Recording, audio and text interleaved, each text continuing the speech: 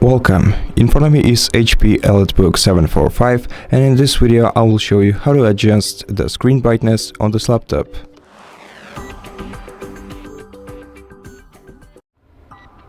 To do it, you can click the three icons on your status bar to enable the control center, and then move this top slider either to the left to decrease your screen brightness or to the right to increase it. Alternatively, you can press the combination of F button and the left shift button.